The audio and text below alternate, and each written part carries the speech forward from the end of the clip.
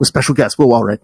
Well, hey everyone, welcome back to another episode of the Capes and Lunatics. Me, Phil, Lilith is here, Justin is here, Kristen is here, and of course, again, it sounds weird, special guest, but I mean, you'll be here at least once a month, so Mr. Will Allred. Hey everyone. Hey Will. If you've listened, how's it going? Good. If you've listened to any episode of ours featuring Quasar, Green Lantern, Wonder Man, yes, you've heard Will Allred. Yes, a veteran of the Capes and Lunatics family. That's right. That's right. Went through a whole, the live read, the times of the live reads with Matt Kona. Yep, excellent absolutely. Drops. Star Blast, the gift that keeps on giving. Yes. Oh yes. You may know him from such drops as. They aren't even attempting to enter our orifices. That's the one. I, of course, know how, Jordan. I do. Hey, boys, you look at the party? I love the party. All right. I can't believe they're going with the bowl cut for the Superman movie. I'm still not over it. It's an interesting take. I think they want that 80s jerk Guy Gardner, I guess. Well, they got Supergirl back in the headband, so maybe. Oh, did they?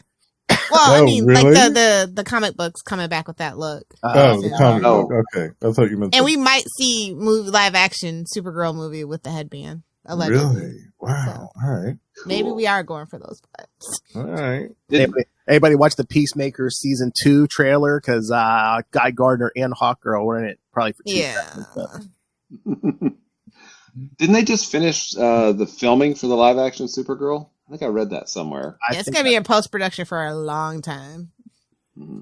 Probably up to like 3 days before because that's just how Warner Brothers does it. That's how they roll.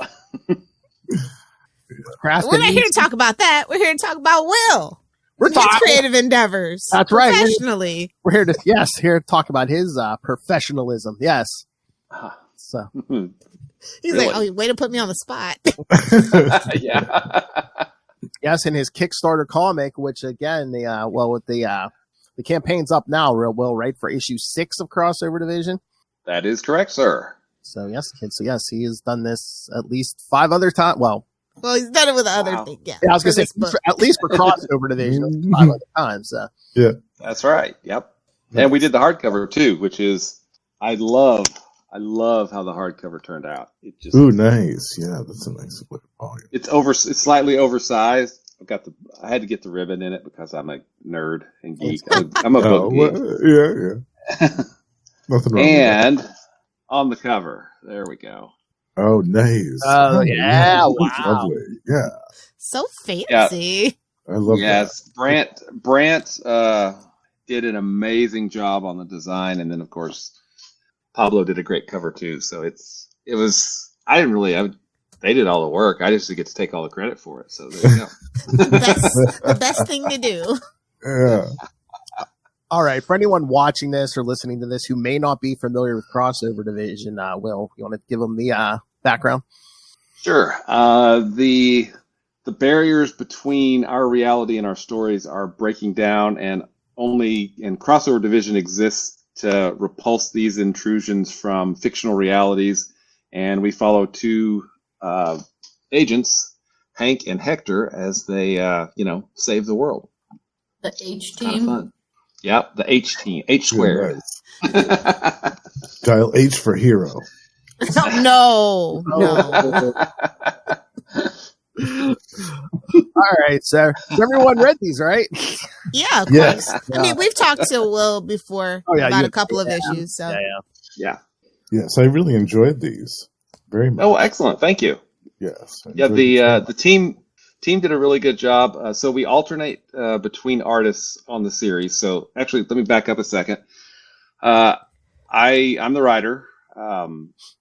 The artists go between Pablo Martinena, who was the artist on issues 1 and 2 and 5, and Alice Leclerc, who's the artist on 3 and 4 and 6.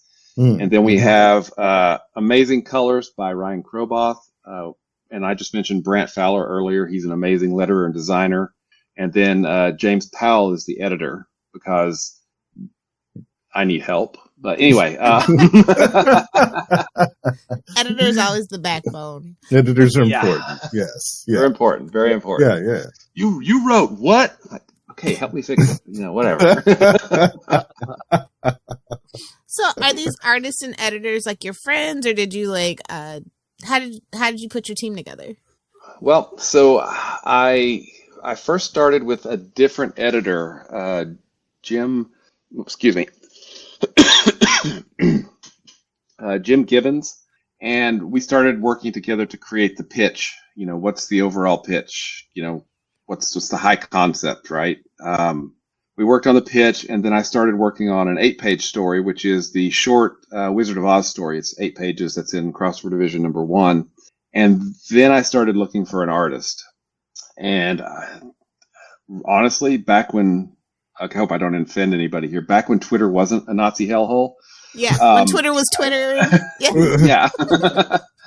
I posted out there, and I got a lot of responses, so I kind of worked through them, and it was back and forth. And then Pablo was like, yeah, he wants to do it, and I can afford him. So we started on that 8-page story. When we got that 8-page story done, Jim kind of had to bow out as editor. And then Haas, let's see, I mispronounce his name. He's an amazing letterer. We can put his name in later, but Haas is an amazing letterer, but he also did the editing on the first issue. So the story, the main 26-page story in the first issue, he edited that. And then we moved on to the second, but he had to bow out because he's getting so much work because he's awesome. And then I had met James Powell through the Comics Launch program with Kyler James. So I knew James, I knew Brant Fowler, the letterer, and Ryan Kroboth, the colorist. I knew them from the Comics Launch program, which is a great program. And I've made no bones about this, that I'm getting to do these stories and have some, little success on Kickstarter because of Tyler James and what he's done with the Comics Launch stuff. So we got all together, and then we started going. It's not progressing as quickly as I would like, because art takes time. I get it, which is why I added in, because we had some delays.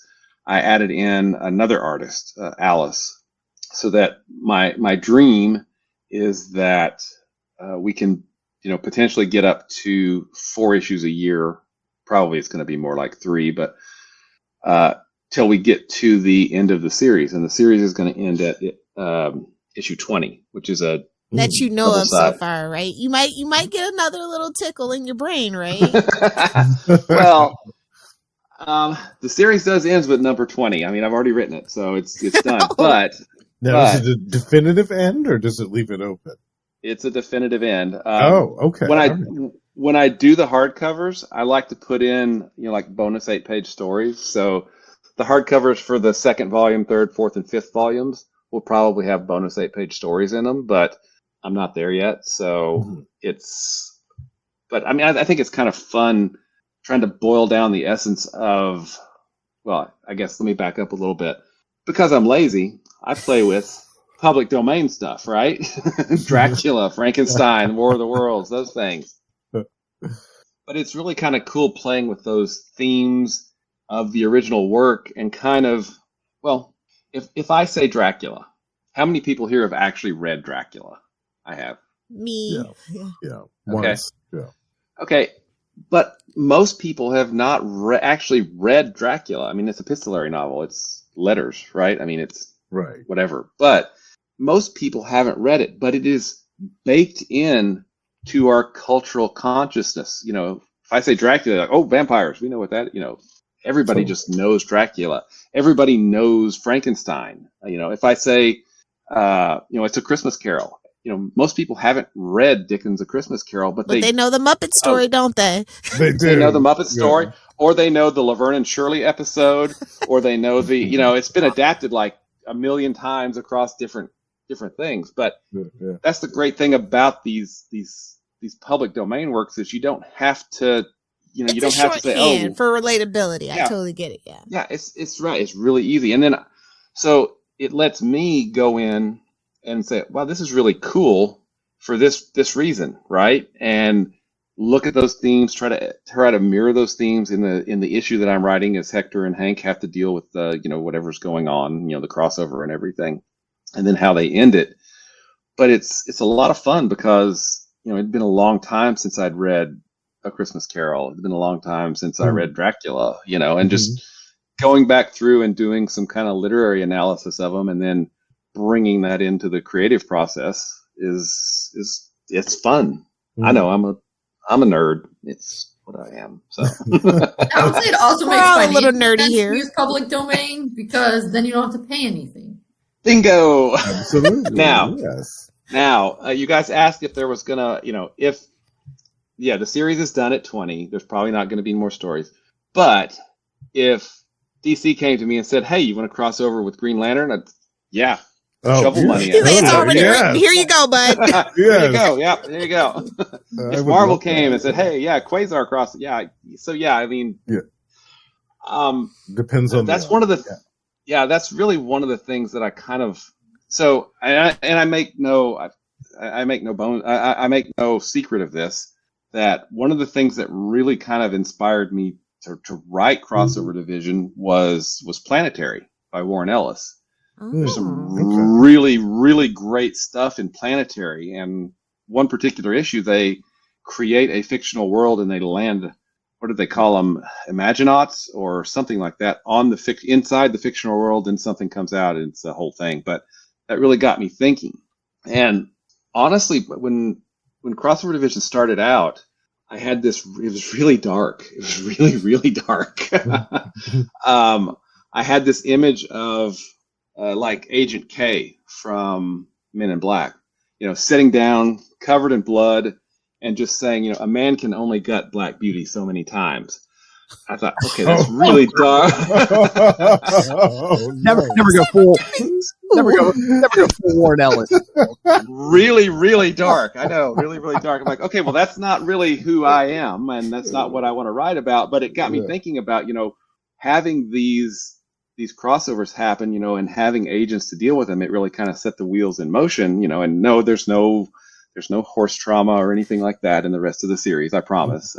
But it really got me thinking about that, how we deal with fiction and how fiction actually really does influence reality. What are lies and why does the truth matter? I mean, that's what's important to me. And nowadays, huh? Yeah. I will not say that has not also been on my mind for the last 8-9 years now. Yeah, exactly. And not only is it entertaining, it's educational, because you also have a page at the end of every episode or every issue about the author and the work that's been crossed. And those are really kind of fun to write, because I honestly, I'm taking a lot from these original authors. I'm taking their works and I'm digging into them. I'm dissecting and trying to bring things out and work with them. So it felt only fair to me to say, hey, if you like anything about this original work, here's the info about it. Here's who it was by. Here's when it was published. Placing it in history where it needs to go, and then, hey, here's where you can go find it on Project Gutenberg, because Project Gutenberg is freaking awesome, right? Oh, you mean definitely have better server security than, say, Internet Archive. Yes, unfortunately. I mean, I was just thinking about this because everyone, quote unquote, for years has been stealing from everybody, because they were just playing a Twilight Zone marathon in there, and it just hit me. It just hit me. I'm like, do you think Marvel took What If from the Twilight Zone? Uatu nothing is new under the sun. Uatu shows up at the beginning of those classic issues, like, okay, here's the alternate reality. Here's what's happening. Like Rod. Rod Serling, the voice of who? Rod Serling, yeah. In The Outer Limits, Alan Moore pays homage to that episode of Outer Limits which, they turn a guy into an alien to fake an alien invasion to unite the world. Yes. Yeah. He pays homage to that in like the 11th, I think the 12th issue of And Watchmen. so does the CIA and the Project Bluebeam. No, I'm joking. Yeah. And that's the plot of Watchmen, right? Is, creating an alien, and there you go. So yeah, I mean, we have this cultural inheritance, this of Western literature and Western culture that we all kind of are soaked in and have this knowledge of, that is just, it's so rich, that we have this thing, and it's amazing. Libraries are awesome. Yes. Say that one more time for the librarians in the back. Librarians are freaking awesome. Yes, absolutely. We need more of them. Yes, we do. Absolutely. I mean, I'd be scared if I was you about, like stealing, unconsciously stealing ideas. Because again, look at that bookshelf behind him. I mean, this man is red.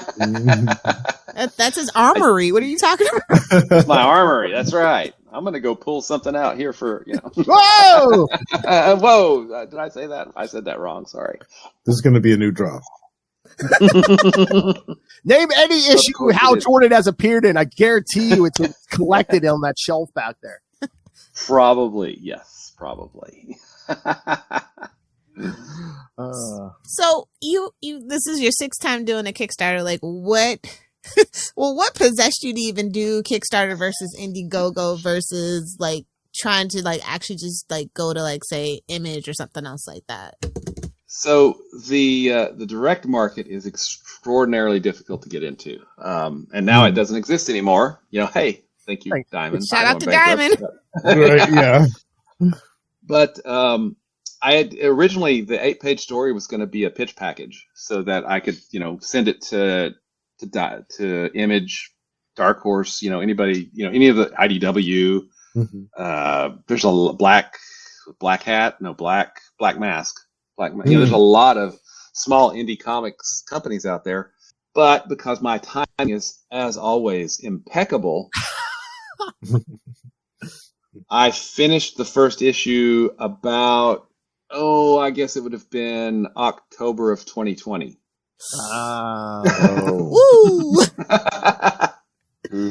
Perfect timing. So I was like, well, crap.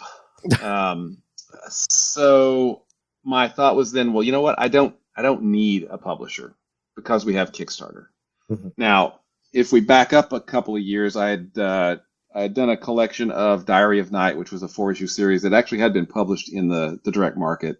And then I had done a quick little Make 100 version of that, which is a special promotion that Kickstarter does. I think normally in February they do, you make 100 specific versions of something and you can sell other stuff. Anyway. So I had done that in 2018 and 2019, but I had actually, so my first Kickstarter in hardcover, and it failed miserably. I didn't even know what I didn't know. So when it failed, I was like, fetal position, sucking my thumb and crying for, a while, maybe only a month, whatever it was. But I started looking and going like, surely someone knows how to, people do this. Maybe there's someone out there that can teach me to do this because obviously I have no clue, right? And I found Comics Launch. And Tyler James, he runs the Comics Launch podcast and he does the Comics Launch actual training. So I said, all right, take my money, let's go. And he has a step-by-step process where he shows you go from here to here to here to here. I mean, it's idiot-proof. I'm proof that it's idiot-proof because I did it and I succeeded with the next campaign when I relaunched Diary of Night, Volume 1. So after I had done that, we got Crossover Division done. There was no direct market at the time because of COVID. Everything was shut down. Kickstarter was actually having a moment because for comics, especially because there was no, you couldn't be a weekend, a Wednesday Warrior anymore because there were no comics coming in to the comic shops, and you couldn't go to the comic shops because they were probably closed anyway. So Kickstarter became kind of this de facto place to go to get comics during COVID. And, it really kind of turned Kickstarter into the place for indie comics. At least I think it did. I mean, it was already kind of becoming that anyway, but I think COVID really accelerated that. So I launched in, I think, November of 2020, and we funded and created the very first issue right here of Crossover Division #1. So it has the 26-page main story. Then it has that, right there. Thank you, Phil. It has the 8-page backup. And now, is it signed, Phil? No. Sorry, you didn't splurge for that package. I had to sign it. I'll sign it for free, but it's like, I'm defacing this. Don't you want it in mint condition, right? Slab it. Slap it. But I want you to read it. Please read it. We worked very hard on it. But anyway, we succeeded and then went through fulfillment. Now, there's really kind of 3 phases of a Kickstarter. It takes, no small amount of work to set the Kickstarter up, to get all the images, to get all the, the tiers, the individual items and the rewards and all that stuff set up. Then you run the campaign, and then once the campaign is finished, then there's fulfillment, right? Which is mailing stuff out. And I'm a shop of one here in Arkansas. So, I mean, everybody else, Alice is near Paris in France. Pablo's in Argentina. Brant is also in another country. He's in San Antonio.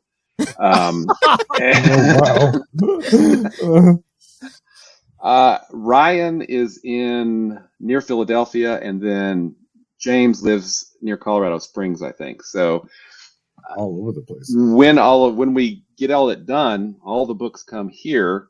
I bag and board, start figuring out what rewards go to, which people, and then sit down or stand up and make packages and mail stuff out. It's, I don't have it back here, unfortunately, but Wait, you have kids, don't you? My kids are old. I'm a grandparent now. And they're, well, even better, get the grandbaby. and they're bigger than him. Mm-hmm. True. My boys are 6'3" and I'm 5'10", so there you go. But it's really kind of cool because, as we've done more Kickstarters, we did #2, and then 3, and then 4, and then we did the hardcover, and then we did 5 was the last one that we did, and that was last year. And now we've got 6 going. It's really cool to me because I can see, people that have backed before. And I'm like, oh, that's cool. That's Phil, or this is, this person. This is this person. Mm-hmm. I know her. She lives in Great Britain. That's cool. I'm like, it's really kind of, and I'll be honest too, the fact that somebody in Norway or France or England will back and pay the $25 in shipping to get their issue sent out to them. I'm just like, I am amazed at that. I'm humbled because, you're spending like $40, $50 to get this one issue of a comic, and I really hope it's good enough, because we try really hard, but that's, I don't know. I feel a lot of pressure because I want to make sure that we as a team are, kind of giving our all and making it worth it, right? That's one of the things that I kind of worry about as the guy that's sending all this stuff, which is why I don't have one here handy, but Gemini mailers, please use Gemini mailers. Wait, do you have any Australian backers, or have you ever had any Australian backers? Because you have to send that last year for it to get. Yep, exactly. All right. Thank you, Lilith. Yes, I know he had at least one Australian backer. Batman. Yes. Strongest fish down under. But it always, I back a lot of Kickstarters because the indie comics community is really small, and we kind of all know each other, and the indie comics community on Kickstarter is kind of, it's the same kind of group. So we all know each other. And when I've backed lots of campaigns just because I want to support, all these other indie projects. But I've got a book. It's not bagged. It's not boarded, thrown in a brown mailer, right? Just a paper mailer sent out into the world. I'm like, oh my God, do you know how long and hard I worked on this thing? I'm going to bag it and board it and protect it, and I'm going to wrap it in like 3 layers of duct tape or something to make sure that it gets there safe and sound because it took us too much work to make it. Yeah. Please protect your books. Yeah, I mean, again, people don't mind. I know, like with your stuff, you love the medium, you love what you do, so of course, it's going to be quality. But you're like you were saying, not only are the people on Kickstarter, all the comic people, kind of like supportive of each other, but doesn't the algorithm kind of help you too? Like it's like, oh, if you like Crossover Division, maybe you'll like this series. Oh yeah, it's wonderful because Kickstarter has this. Anytime I send like an update out, I sent an update out a few days ago saying, hey, thanks for such a great opening day on Kickstarter, and all this stuff. At the bottom of that email, it says, hey, you might like this campaign or this campaign or this campaign. And it's funny because I have a group that I hang out with online, and anytime I get one of those updates that has all 3 of the campaigns or people I know and chat with normally, I usually like screen grab it and send it out to them. Say, hey guys, you guys are all in the the footer of this one this time. But I mean, it is really great because the Kickstarter community for comics, I don't know if it still is, but at least last year, the category on Kickstarter that had the highest success rate was the comics category. Nice. Which was, I think, close to 80%. Okay. So that's just impressive. launching in the comics category means you have 80% of those things get funded, which is really cool. Now, there are things that we do to one, is it done or is it mostly done? Doesn't say the tech important. Products. I ordered one time and had to go through quite an ordeal with a refund. So I don't do that anymore, but I do comics. Well, and tech is a wholly different animal on Kickstarter.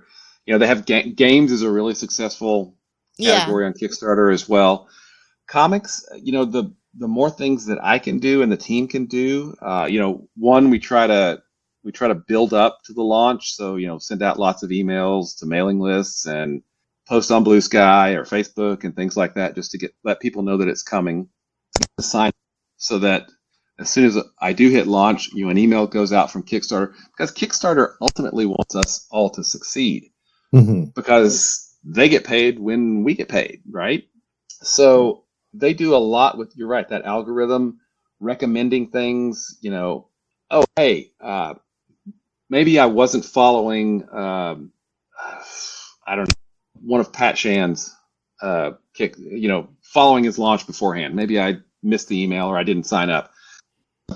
Backed lots of his campaigns before. When he launches, I'm going to get an email saying, hey, did you know that he launched because you're following him? So again, Kickstarter does a lot of really, really great things to make sure that, it connects up backers with projects. And it's really, really great. That's cool. Kickstarter, Stickney, who does, I don't know if you guys have read White Ash or the game. I think he just finished the game was one of his. And then let's see, it's got a stupid long title. How I Slept My Way Through Freshman Year, maybe. I think that's what it is, but whatever. Charlie has kind of described Kickstarter as this infinite newsstand. And I really like that metaphor because, I can put my book up on the newsstand and I'm not going to have as many backers as Lady Death, obviously. Or the Transformers thing that just went down. God, that was like, I think it's the most backed, the Transformers compendiums. I think they're the most backed comics after the forever. First it was the G.I. Joe one, then Transformers. Now it's Transformers. But again, I mean, that's still backed by a big company, like Image and stuff. Yeah, exactly. And which is why are they even there though? Yeah, why are they on Kickstarter if they're a company? Well, there's no direct market anymore. I mean, I don't know. You don't have to pay for these big ass hardcover omnibuses compendium. Well, and a lot of people, not necessarily a lot, but other creators have said, hey, why are you coming in here? You're taking our readers. And I look at it much differently because it gets more eyes on Kickstarter in the comics section. Exactly. I totally get that, but it's like when Will Smith joined YouTube. It's like, ew, that's not what I'm on YouTube for. Just saying. But I mean, the Brandon Sanderson novels, Kickstarter actually did a really good report and said, because the Brandon Sanderson novels raised an ungodly amount of money, right? Was it like 20 or 30 million? It was, crazy. But what they did is they followed all of the new backers that, this was their first thing. And they looked at those backers and then they looked at other things that they had backed. So it brought so many more eyeballs to so many more other categories and so much more stuff on Kickstarter. So, it's a really good way to make a splash, I think. The G.I. Joe, the Transformers. There was a recent one that I think it just ended today. So hi, I'm Will. I'm a really old comic nerd. Back in the day, I bought Valiant when it was coming out. Oh, yeah. Okay. Loved it. Right. You're in so good then company. I followed him to, Defiant after that. Right. Oh, Defiant. And the Broadway. Yes. Yeah. But Defiant they found the crossover. A guy literally chased down all the art for the crossover, and I cannot remember the name of it right now. I mean, I'm old, right? Whatever. But that just ended on Kickstarter. They're going to print that as a hardcover and as individual issues. So you could get that because they never printed it back in the day. They went bankrupt because shooter, whatever. Yeah, I was like, because, Well, yeah. But I mean, there's so many cool projects on there, and you don't need 10,000 backers. You don't need 5,000 backers. Some projects, all they need is 50 backers. Some projects need 100. If you look at Crossover Division, we've done, was it 170, 220, or 200, then 220, and then I think we did 300 something for number 4. Then we had a lot fewer backers for the hardcover because it was, more expensive. Then we had over 200 for like issue 5. So, I can hope my wife's not listening. I can almost pay for the art and the printing. it's our little secret. Don't say the almost. Almost. I could, the almost. And that's fine for me because, I want the stories out there. So, I'm not doing this to make lots of money because my wife asked, "What are we going to do? When's that?" Yeah, because it's comics, right? But it lets me tell the stories I want to tell and work with these amazing artists and create something that's really part all of us and better than anything that we could do to get on our own. But we're doing it together, and it's fun. I say and I'm sure I'll say that as I'm bagging and boarding and taping up boxes, in 6 weeks. For 8 weeks, however long it takes. Just put this episode on. Yeah, I'll just listen to this and go, yeah, that's what I was thinking. God, past me was so stupid. Anyway. I mean, and it's like, again, a lot, depending on the tiers, you're paying a little more, but I don't mind that because I know it's going to almost pay for what put into this. Yeah, because it's like, the big companies, especially the big two, it's like prices keep going up. But I know for a fact that extra money is not going to the creative teams. No. Exactly. Yeah. From it. Absolutely. I mean, and that's... Well, in all fairness, in the case of Image, let me glaze Image a little quick. It's for the transportation and tariffs. To be fair, everybody else, side eye. Image, I'll give them a pass because they haven't raised prices since I was 16. So, I mean, again, I'll give it to them. You're late on the inflation. Love that for us. McFarlane held that $2.99 line until longer than anybody. He did, yeah. That was impressive.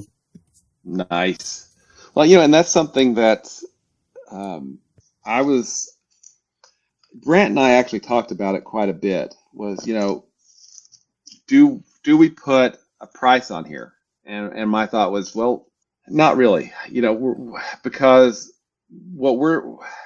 if you race to the bottom, I cannot sell enough comics at $1 a piece or even $2 a piece to pay for a creative team because I don't have that quantity that a Marvel or a DC or an Image have, because they're selling thousands of copies. Yeah. I mean, the print run Allegedly. for allegedly, the print run for Crossover Division #1 was like 400 copies, right? And that's what we were able to afford to print and pay the creative team and get out into the world. So it's Hey, you're doing better than some modern Archie comics. So as an Archie comics fan, I can say that.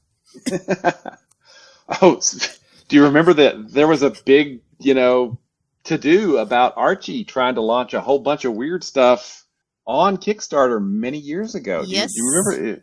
Yeah, that was kind of My crazy. wallet and my accountant both remember. Yes. Oh, Nice. The one thing I will say, no price on the cover. How about a corner box? I've kind of gone back and forth on that because I love me some corner boxes. The Avengers by John Byrne or John Buscema up in the corner, the X-Men in the corner box. I think there was like 90s Marvel. Yeah, He's like, just give me a triangle, Will. Just my own personal triangle. Look at him. Nice. I think I know. Are we talking This one's for Superman triangle here? Is that what we're after? Oh yeah. Wait, call me stupid, Lilith? I know 5, 5, 4, 6. Come on. Or are you asking Will to put out 4 different books each time? Well, I mean, if you can pull it off. I mean, Mateus is doing it, but he has a whole team behind him.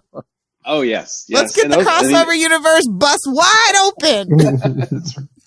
Well, that's actually going to happen. Not with DeMatteis, but I don't know if you ever read a book called Tart. It's by Kevin Joseph and Ludovic Saleh. Kevin is a really good friend, and I think he's up to issue 16, and he's kickstarted all of the issues, so he's several issues ahead of me as far as he's gotten. But we're going to cross over Tart and Crossover Division, and Tina Valentino she's the artist. She's already drawn. She's already done the layouts. She's got about 4 pages drawn. We should have a cover pretty soon. And he's actually running right now for his 4th hardcover. It's called.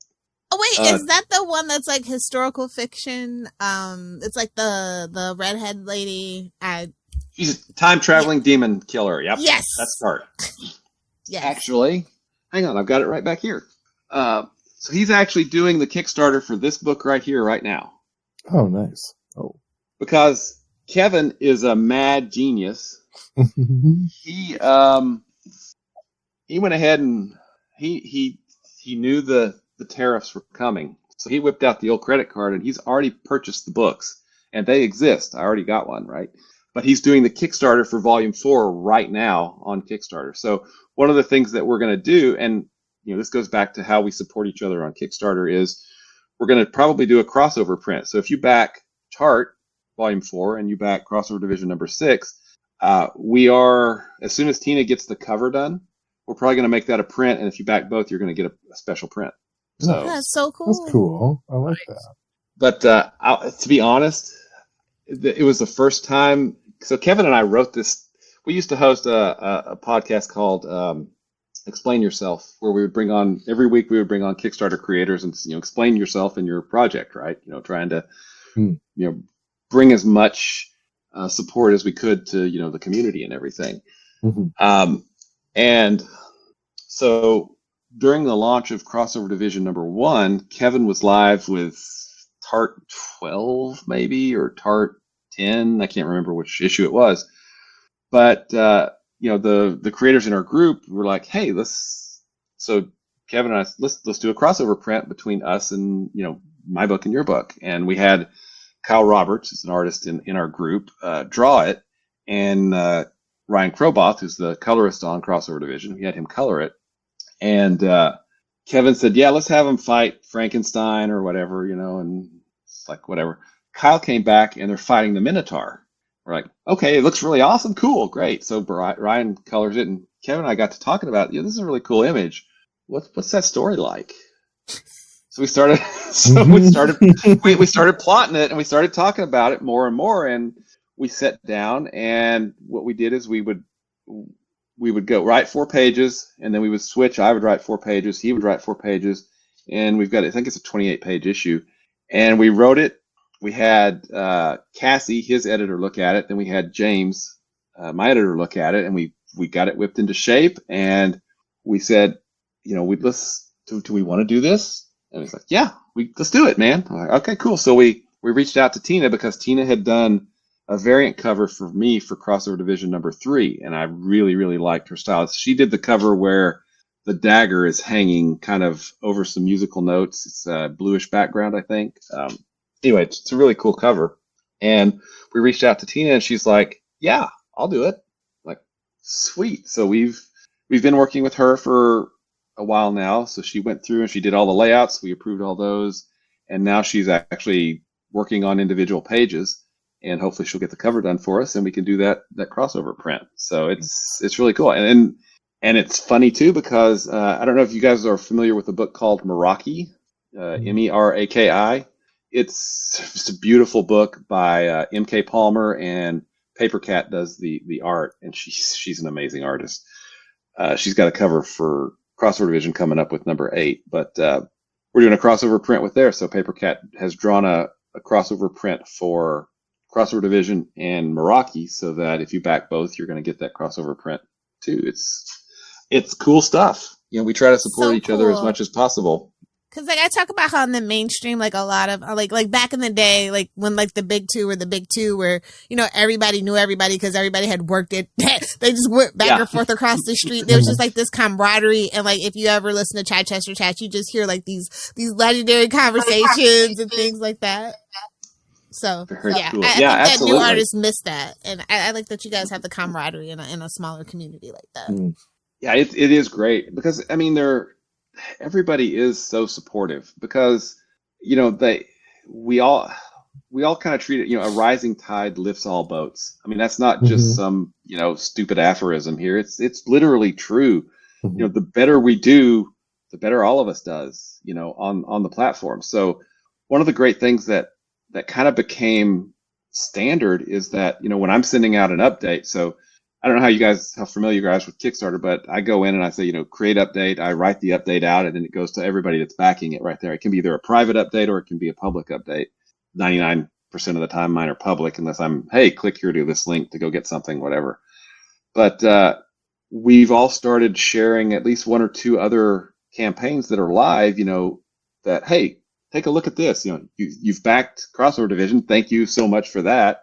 But here's maybe some other, projects that you might like. And that's just kind of something that's become kind of a standard, in the comics category, hey, yeah, here's two things. Go check these guys out, and it really is an amazingly supportive, community, which I love. I really do love that. And you were talking about the print. You always add in little goodies with each issue too, like the memo from Crossover Division. And, the memo. Okay, so the memo. I'm going to give you guys some behind the scenes stuff. It's a little spoilery, but not too much. So the memo, if you look at the memo, it's signed by regional director. It's got CCs to. I made it look as goofy. Administrative, 70s, I'm CCing this person and this person and this person. I wanted it to look as office and mundane as possible, right? So I put the whole team in there as CC'd. Some of them are regional directors, some of them are other thing. They all have these titles. I'm in sanitation. My name's on there. I'm sanitation. But as a Hal Jordan fan, that's where you belong. I have to rib Will about it every now and then. But I actually introduced the name of the bad guy, the ultimate bad guy, in that memo. Yep, there you go. There's one of them. Yep. So that classified stamp, oh my God, that is so much fun. I have all the letters out. I've got the red ink. I've got the stamp. I go, thunk, thunk. It's awesome. It's so much fun to do. My wife gets annoyed with me. I'm trying to watch TV here. Whatever. So you write her notes and stamp classified on it. Yeah, it's just really cool. I mean, I've got a stamp that says classified. How cool is that? Oh yeah, but there's also kinds of, he'll send out stuff like that. Sometimes there's like stickers, like Yeah. So how do you come up with like the tiers and like the stretch goals and? Well, there's kind of an art and a science to that. So if we just do a single issue and I think the early bird price is like $15 or whatever. I try to think, how many backers am I going to need, right? Mm-hmm. If my average backer pledge is $20 and my goal is 4,000, I'm going to need 200 backers, right? So I try to figure out, well, I'm going to need some higher level tiers. Like there's right now, you can go in and get a commission from Alice. That's, I forget where that falls. Is it like 250, something like that? Whatever. If you want to be drawn into the issue, or be a crossover division agent, those things are available as well. And those are higher tiers because I also have a $1 tier, right? And the thing I love about the $1 tier is that it lets people, support the project, but it also lets me expose them to, books by help them like climb up the ladder a little bit, maybe. Yeah, like the indie comic bundle is what we call it. So you've got, Kevin lets me share Tart.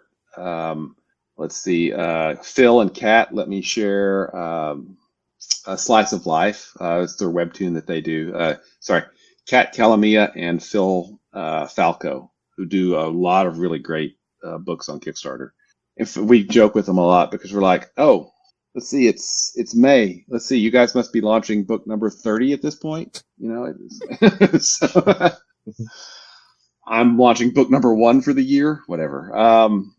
But that, and then, starting with the digital tier, here's the basic digital. And then for a little bit more, you can get the deluxe digital, which has the inks and the colors and the script and things like that in it. So trying to you don't want too many tiers, but you don't want too few tiers. So it's kind of figuring out, hey, one of the things that we do on Kickstarter is variant covers.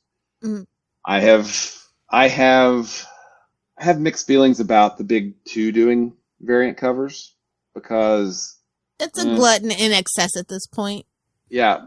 But the reason we do it on Kickstarter is, one, I get to work with other cool artists, which I think is awesome. Mm-hmm. I get to work. So whenever Pablo is doing the art for the issue, he gets to do the standard cover. Whenever Alice is doing the art for the issue, she does the standard cover. And so that reverses. So if Pablo's doing the art, Alice does the first variant. If Alice is doing the art, Pablo does the first variant, which means I've got 3 other kind of slots to fill per issue. And I'm like, this is a great thing. I got the Jen St. Ange to do a cover for me for number 2, which I love the cover that she did for me. And I got Kath Lobo and Yasmin. Yasmin Flores Montanet. She's actually is part of the new DC group that I think she's doing any art for a Green Lantern short story. Maybe I'd have to look it up. But just getting to work with all these artists is just great. I mean, Mog Park, she did this amazing cover for us for number 4 that I was like, holy crap, let's make that a metal cover. I did, and it's beautiful. I mean, it really turned out beautiful. So, I've got that. While I understand and I don't like the reasons that the big 2 do variant covers on Kickstarter really help us reach your goals and offer our goals and give something unique. Yeah, I get it. Exactly. So, one of the things, I don't know that I've announced this yet. So, hey, breaking news. Breaking news. Where's the sound, Phil? Yes. Hear you. So the scripts have been completely edited up to number 8. So number 8 is ready for Alice to start drawing it. Number 7 is already drawn. Pablo has it drawn. It's not colored yet. So once number 6 hopefully funds, and we get it printed, I'll be able to fulfill really quickly, and then we're going to launch number 7 almost immediately because it's pretty much done at this point. Nice. Number 7 is a crossover with the Call of Cthulhu. Ooh, very cool. And Lovecraftian. yeah, my disdain for H.P. Lovecraft probably comes through in the writing. But Like we get it, but like you can't deny the world. You got to separate the art from the artist at times. This is one of those few times that I'll allow it. Because I made sure that my opinion of him as a human being is well known because he was a horrible, horrible human being. Totally. But for the first time, we did a double-page splash right in the middle of the book, and Pablo drew this amazing Cthulhu with this kind of wrecked apocalyptic scene that is just freaking awesome, and I can't wait for people to see it. It's amazing. That sounds great. And then number 8 is with Sherlock Holmes. So, cool. No, you tell one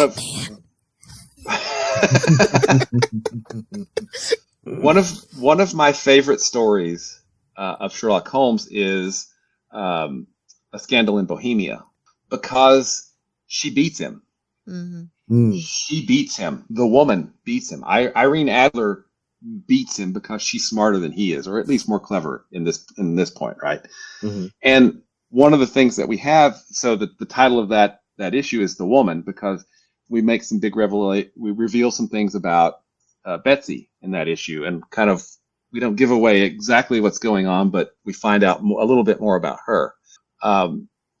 But to get back to where I was going with this, Tula Lotte is going to be doing a cover for issue 8 for us.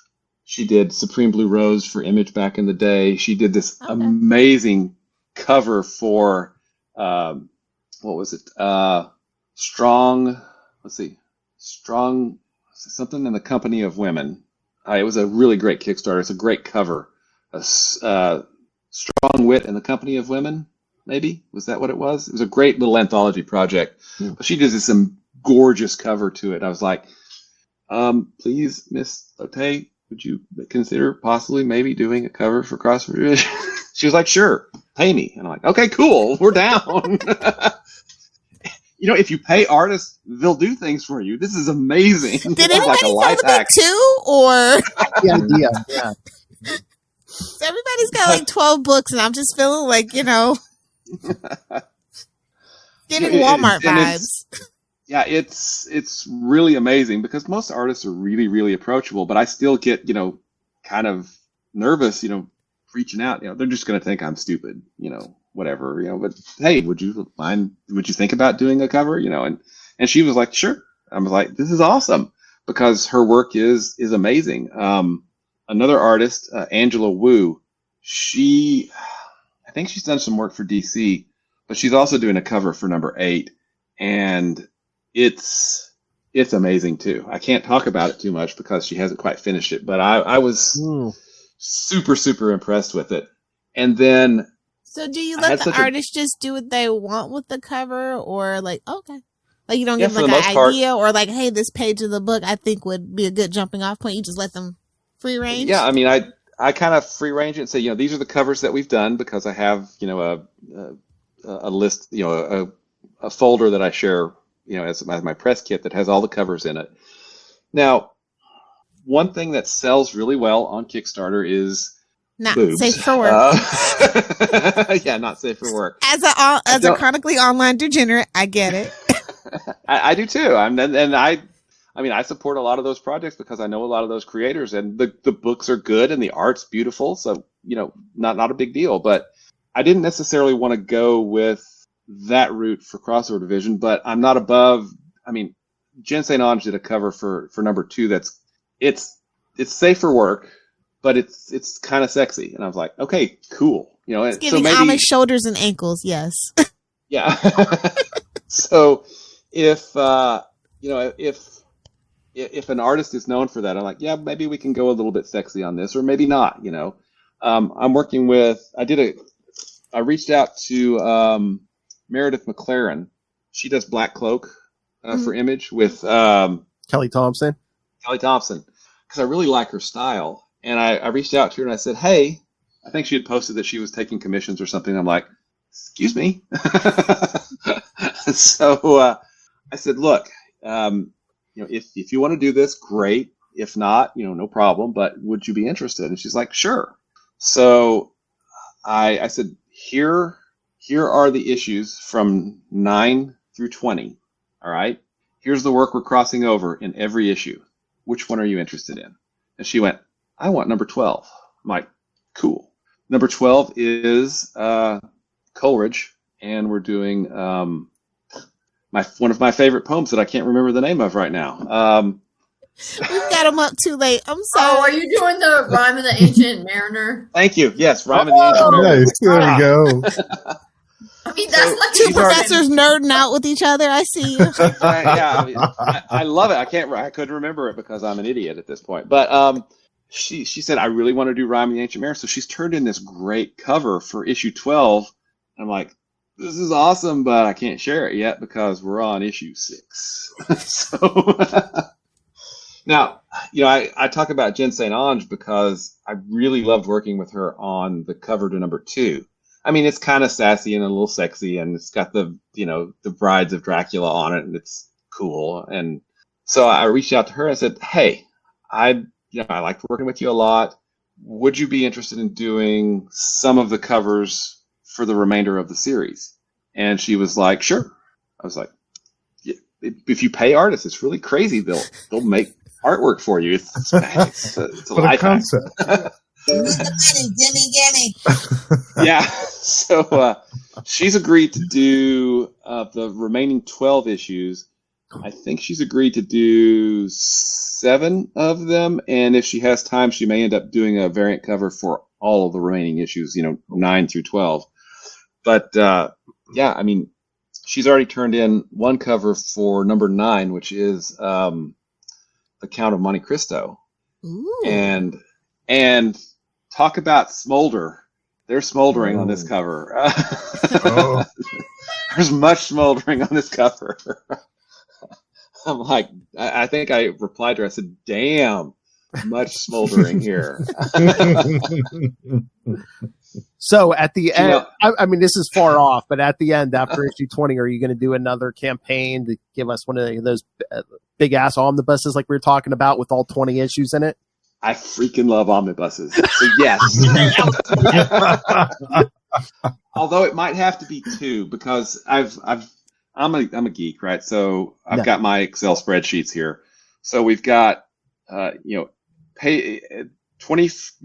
issues times 24 pages, but then the first issue of every arc has 26 pages. So 1, 5, 9, 13, 17 we'll all have, and then we've got double for the others. So that's math. That's a lot of pages. So it might. He's not trying to get sued for breaking people's coffee tables here.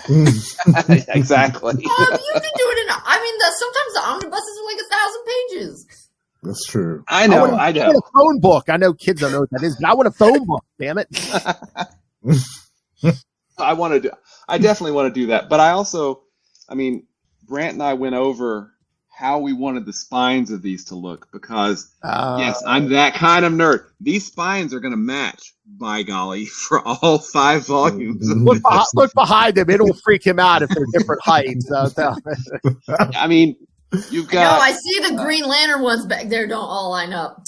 I know. It is, oh, don't get me started about those Dark Horse collections. That's why he 3D printed. That's why he 3D printed that Green Lantern, just a hot camouflage stuff.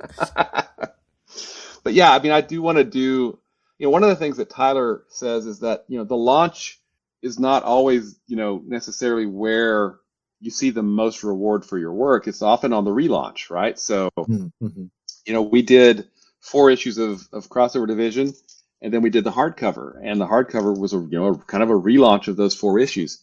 And, I want people to know that there's a plan, and you can see the plan. Because on the very first issue, you see War of the Worlds up here, over here. You see Dracula, that was number 2. You see The Wicked Witch, that was the bonus story. You see Mr. Hyde, which was issue number 5. Romeo and Juliet, which was our fake out number 3, but number 4 turned out to be Romeo and Juliet. So, I've got the scripts for all 20 issues done. The first 8 have been fully edited. We still need to edit the remaining 12 and get them worked into shape. In fact, James and I, had an hour-long meeting where we talked about, I knew that there were things that I had not put in the issues that need to be in there to give us more, because I got into the habit when I was writing these of, this is a single issue, write the issue, move on, make them stand alone. And they were very, very standalone. So I don't have, in the drafts that I've got right now, I don't have a lot of connective tissue between them so that, it's going to read more like one big story with episodes versus just lots of single episodes. So we're working on those things to make those better. And I mean, if I live long enough to see 20 published, which will be great. That's a dire we're gonna thought. we're gonna have this big 20 issue epic that Kevin, Joseph, and I, Tart was gonna be 72 issues, Crossover Division's 20, and whenever somebody comes to us and says, hey, how do I break into comics on Kickstarter, we're like, don't do what we did. Do one issue. Don't actually contribute an 8-page story to an anthology. Don't start off with like a 40 issue epic, because that's insane. Yes, we're insane. Thank you. Welcome to thank you for coming to my TED Talk. So. You're so passionate. I love it. It comes through in your writing.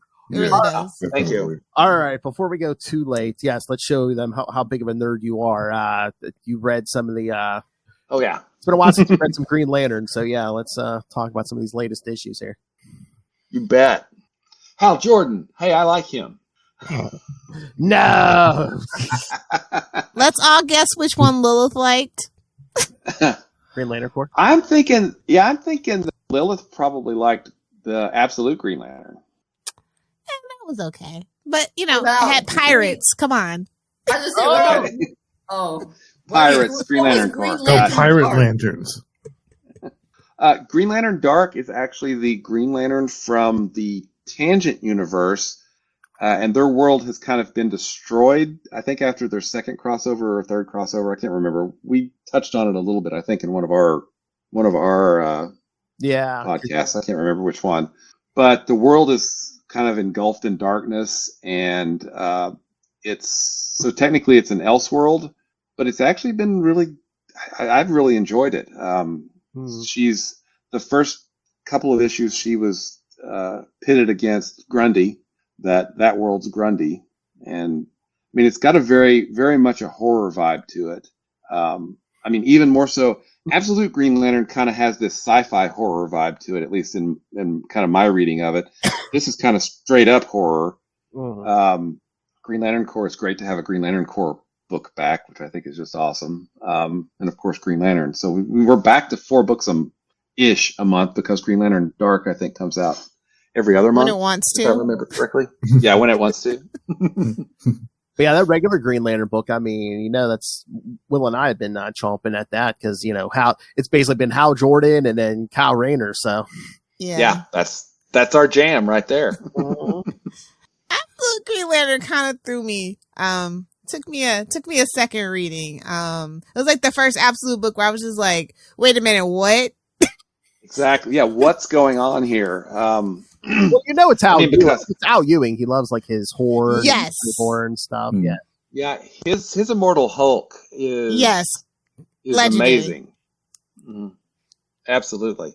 And in the art, I would say that the art on the regular book, Zermanico on Green Lantern, is just awesome. He is really that good. I would say that the book that has kind of the most interesting art, though, would probably be the Green Lantern Dark book, because it's got this it's darker, but it has this cartoonier approach, but it's still kind of got this really big horror vibe to it. I think it's interesting. Zermanico and Hal Jordan, so yeah, Green Lantern's definitely my jam, but the Green Lantern Dark book is really interesting, and I'll be interested to read it once. I think it's a 6-issue mini. Is that right, Phil? What? Yeah, I mean, yeah, Lilith said it's 6 issues. So I'll be interested to read Green Lantern Dark, reread it once all 6 issues have come out to kind of see how it all fits together. But yeah, the Green Lantern book was great. I mean, I still think kind of Hector Hammond was sort of a good guy after the Hal Jordan and the Green Lantern Corps run, but I guess things changed. I don't know. I haven't read those yet. Somebody's not making me read Green Lantern every week now. No way to hold you accountable. Phil, sorry. Hey, I'm getting threatening messages from your wife. He's making comics in the basement, then he's reading all these, buying and reading stacks of them. We just need a Sinestro book. That's it, and I'll be happy because Sinestro did nothing wrong. Don't at me. That's bold words, very bold words. Oh, at the end of that last Green Lantern, Will, how did you feel about who they ran into in hell? That was not what I was expecting. Poor Gnort. I mean, poor Gnort. He gives me his bone. Exactly. So I do have a question for you guys. Now, we've seen Jeremy Adams and then Jeremy Adams and his co-writer, which is Hampton, I think, on Green Lantern Corps. Yes.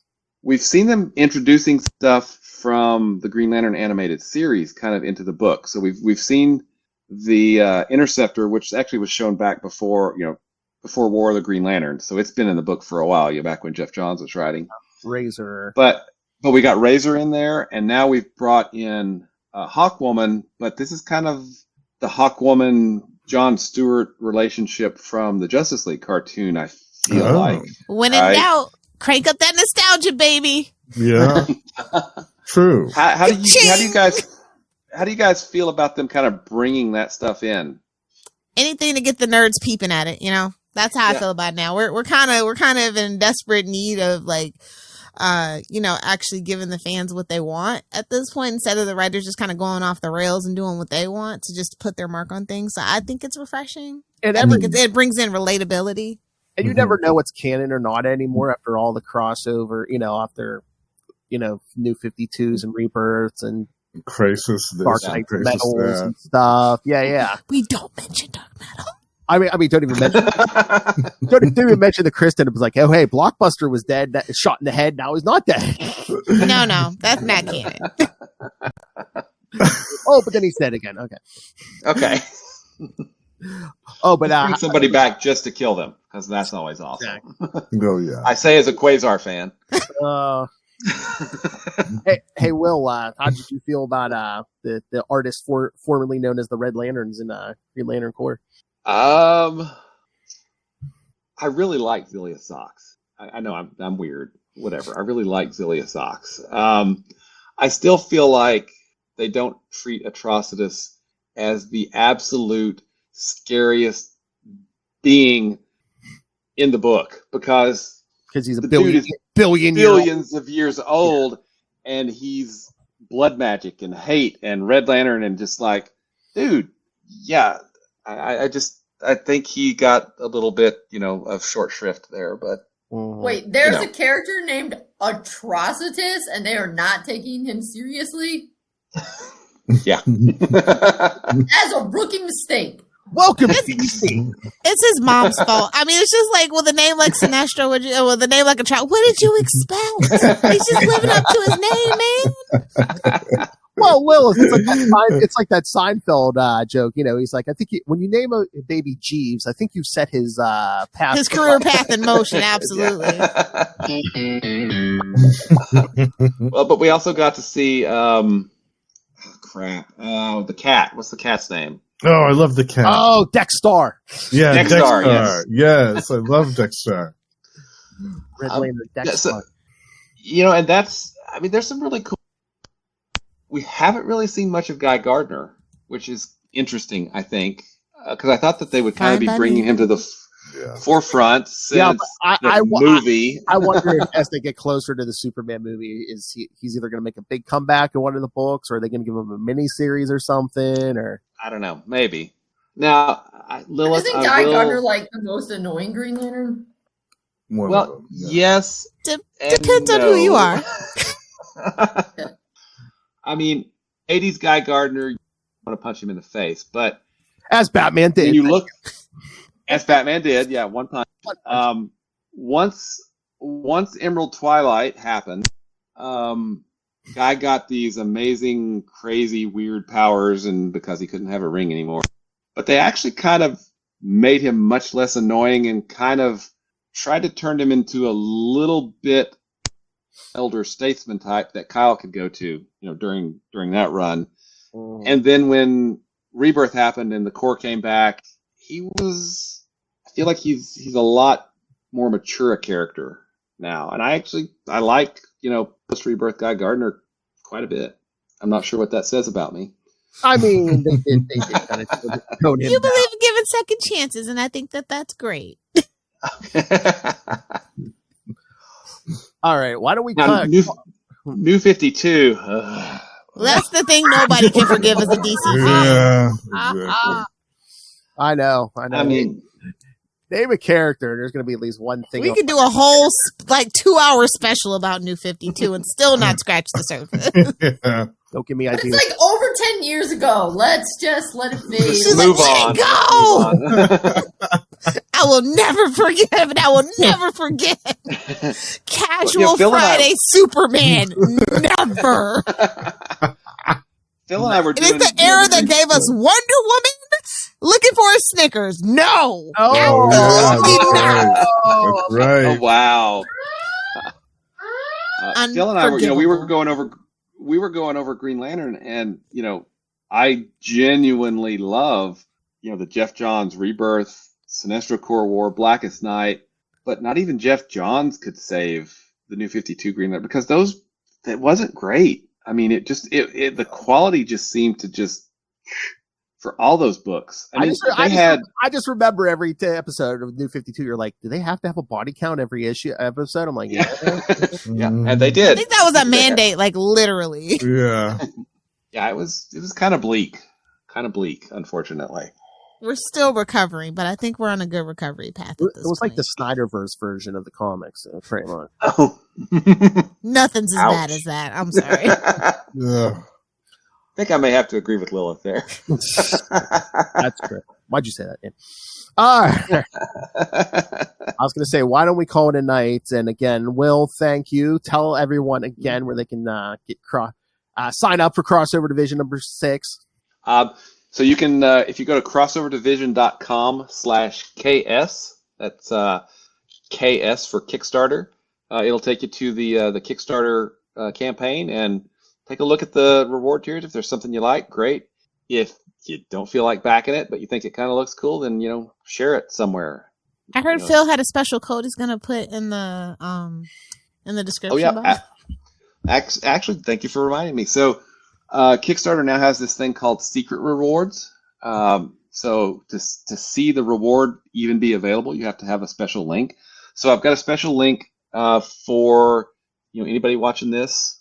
If they want to go to the link that Phil's going to share, it's a secret reward for just Crossover Division numbers 5 and 6 at kind of a special price. And it'll come with the PDFs. That's one of the things that is important to me, that if you buy a physical copy of it, you're going to get a digital copy too.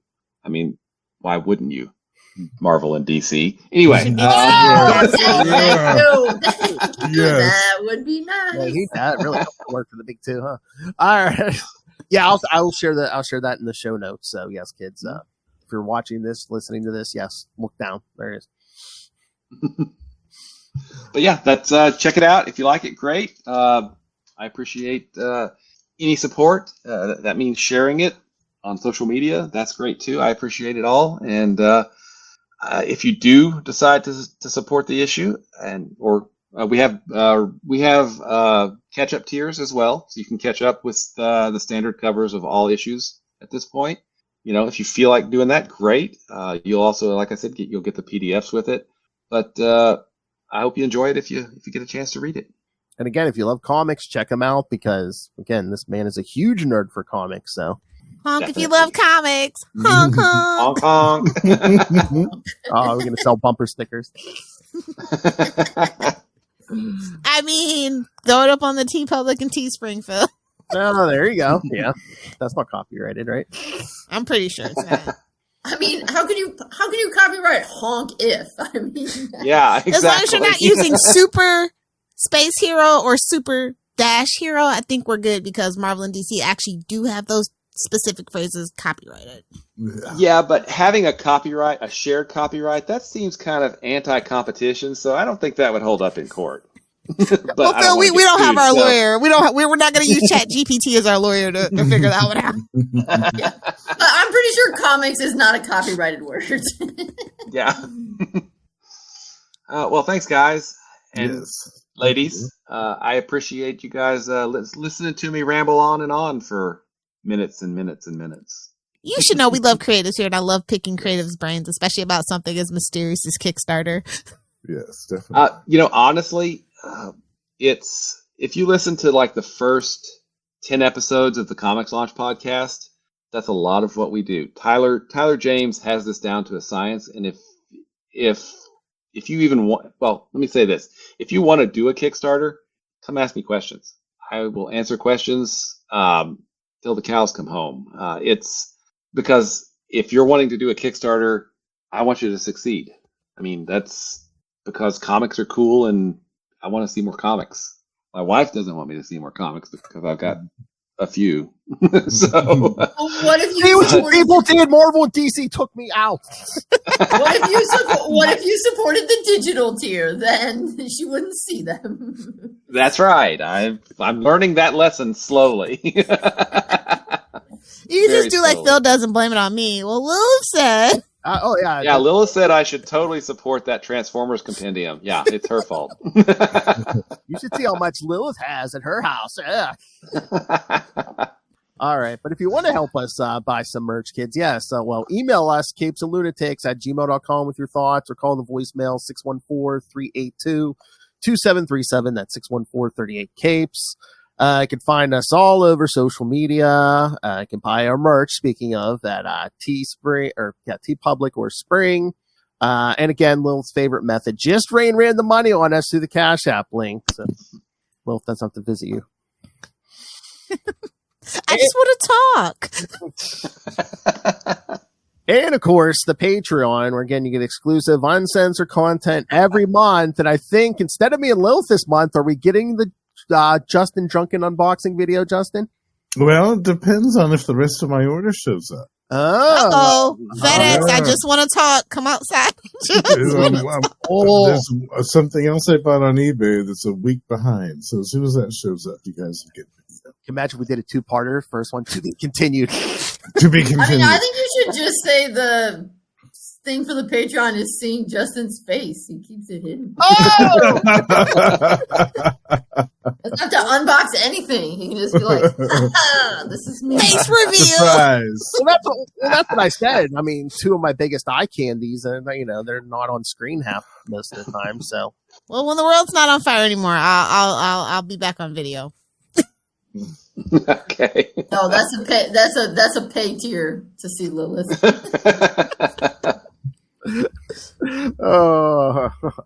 There's people who would pay to see Lilith. I'm not my wife. I don't have an OnlyFans. Gotta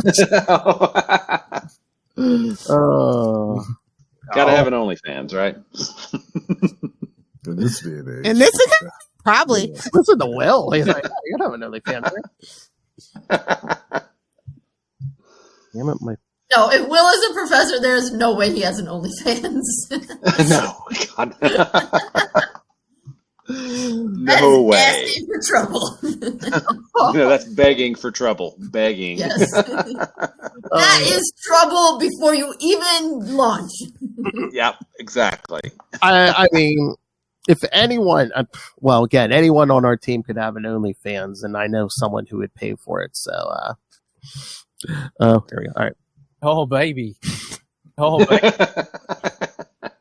Oh, I forgot. That's right, Justin. You're supposed to remind me. Yes. Again, this episode, as every episode of the Capes Lunatics, is brought to you by Ray Plays Games. If you've got a deck, if if you got a deck that needs one hand or two hands, Ray can handle it. So yes, check out Ray Plays Games on YouTube. Strongest wrists down under. Speaking of which, we're actually good recording a new episode of Predator and Prey tonight. Oh! Yes. And he's actually waiting for me, so I'm going to bid you guys good evening. All I right. said a good Have a evening. good one. See ya. Bye, Justin. Tell him to quit messaging me while we're recording, because he was. All right, so yeah, I'll do Justin's. Yes, you can check out Justin also on the Lost Library of Legends. Where again, him and Russell right now, I think, are covering Marvel Sleepwalker and The Shadow. A lot of that stuff in chronological order. They're starting with like the Denny O'Neil 70s stuff. So Michael Kaluta on the They're art. smoking Yeah, a that's doobie. amazing. They're gonna need it. well, that or high on Mountain Dew. Well, Either works for me. Money on tobacco and Mountain Dew. and again, she'll never do her own plug. So yes, check out Kristen's book, Dick Grayson, Boy Wonder. Again, you will learn something about well, it was written on the 75th anniversary. So yes, read that, and then When's the new one coming out? Oh, I don't know. I'm slacking. We need a second edition. Maybe we'll think about it for 90. Wow, okay. Well, that's coming up quick. I know. no offense, but Lilith has never been interested in 90-year-old dick. I mean, if they're gonna write me in the will, maybe. Oh, jeez. Okay. What are you dating? An NFL coach? Come on. The whole thing's ridiculous. And again, Tyler's not here, but yes, check out Tyler and Mr. James Cole on the Krypton Report, talking all things Superman. So they're gonna have a big year this year. All right, Kristen, can you handle the ampersand? Yes. All right. All right, kids. Thank you for joining us. Thank you, Mr. Will Allred, for joining us. Thank you. We got this Mr. Will Allred. We never talked to him. All right, kids. For another week, we have been your Capes. Ampersand. Lunatics. Lilith, it took how many years we finally got a real professor to say? Oh, yeah, next time we're going to be talking to David Papose about Captain Planet #1. Oh, cool. And his upcoming Speed Racer. Yes. Coming up, all Lilith. And then this time next week, we're going to do a Chichester chat. With his new #1 of Risk. Yes. Yeah. And then the episode after that, yes, that superstar from Down Under, Ray of Ray Plays Games will be here, so. All right, kids. Go cross over and buy that book.